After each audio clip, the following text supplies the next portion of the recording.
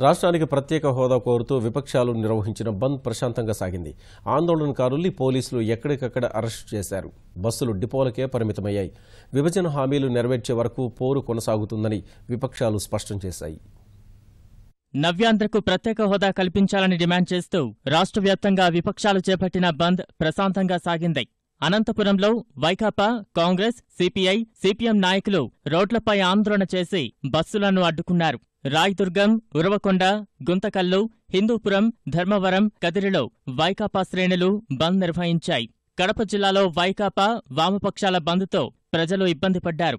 ఎమ్మెల్యేలు అంజాద్ బాషా, రఘురామిరెడ్డి, రాచమల్లు శివప్రసాద్ను పోలీసులు అరెస్టు చేశారు. బద్వేలు, మైదుకూరు, రాజంపేట సహా జిల్లాలోని అన్ని డిపోల్లో బస్సులు బయటికి రాలేదు. కర్నూలు జిల్లా వ్యాప్తంగా విపక్షాలు ఆందోళన చేశాయి. డోన్, కోడుమూరు, పత్తికొండ, నంద్యాల, నందికొట్కూరు, బనగానపల్లె, ఎమ్మికనూరు, ఆదోనిలో వైకాపా కార్యకర్తలు ప్రభుత్వ కార్యాలయాలు, పాఠశాలలు మూయించి బంద్ పాటించారు.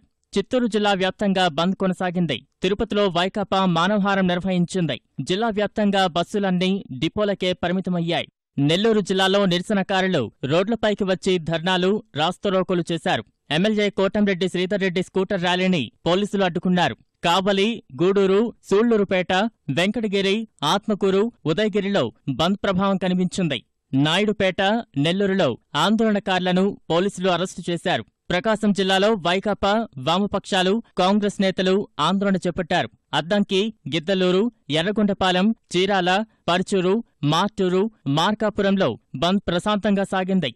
గుంటూరులో వివిధ రాజకీయ పక్షాలు, ప్రజా సంఘాలు ఆందోళన చేశాయి.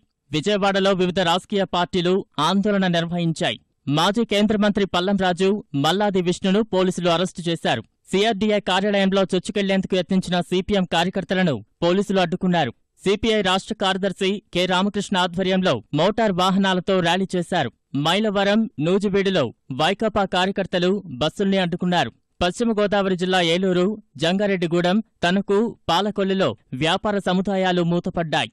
తూర్పుగోదావరి జిల్లాలో పలుచోట్ల స్థానిక నేతలు రహదారులను దిగ్బంధించారు. కొన్ని చోట్ల వైకాపా నేతలను పోలీసులు అరెస్టు చేశారు. కొత్తపేట, ప్రతిపాడు, రాజమహేంద్రవరం, కాకినాడ, అమలాపురం, రావులపాలెం, రామచంద్రాపురం, అనపర్తి, పెద్దాపురం తదితర ప్రాంతాల్లో బంద్ కొనసాగింది. విశాఖ నగరంతో పాటు జిల్లా వ్యాప్తంగా బంద్ ప్రశాంతంగా సాగింది. పాడేరు మంజంలోనూ వామపక్షాలు నిరసన తెలిపాయి. విజయనగరం జిల్లా బొబ్బిలి, సాలూరు, పార్వతీపురం డిపోల్లో బస్సులు నిలిచిపోయాయి. శ్రీకాకుళం జిల్లా పలాస, టెక్కలి, పాలకొండలో ప్రభుత్వ కార్యాలయాలు మూతపడ్డాయి.